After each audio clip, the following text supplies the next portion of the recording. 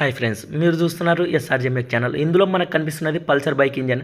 మీరు Pulsar బైక్లకి timing మారుస్తూ ఉన్నారంటే టైమింగ్ చైన్తో పాటు ఆ టైమింగ్ వీల్ కూడా కంపల్సరీగా మార్చేసేయండి. ఎందుకంటే టైమింగ్ చైన్ ఒక్కటి మార్చామంటే సౌండ్ వస్తుంది. మనమైతే మన దగ్గరికి ఏదైనా టైమింగ్ చైన్ మార్చమని వచ్చారంటే ఏమేమి మారుస్తామంటే timing chain, timing pads, timing tensioner, అలాగే ఈ టైమింగ్ వీల్ కూడా మార్చేసి ఆ క్యాన్ సాఫ్ట్ బేరింగ్లు కూడా రెండు మార్చేసేసామంటే మనకి కంపల్సరీగా సౌండ్ అయితే ఏది ఉండదు. ఎక్కువగా పల్సర్ బైక్లకి noise sound, timing chain sound వస్తుంటుంది. కొంతమంది పల్సర్ బైకులు చేయాలంటే ఎందుకురా తలకాయ నొప్పి, ఏం చేసినా కూడా సౌండ్ తగ్గదనే మెకానిక్లు కూడా చాలా మందిని అయితే చూశాను నేను.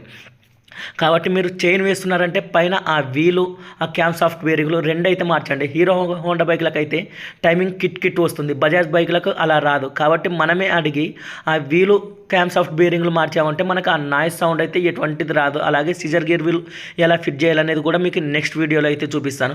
వీడియో నచ్చితే లైక్ చేయండి, షేర్ చేయండి.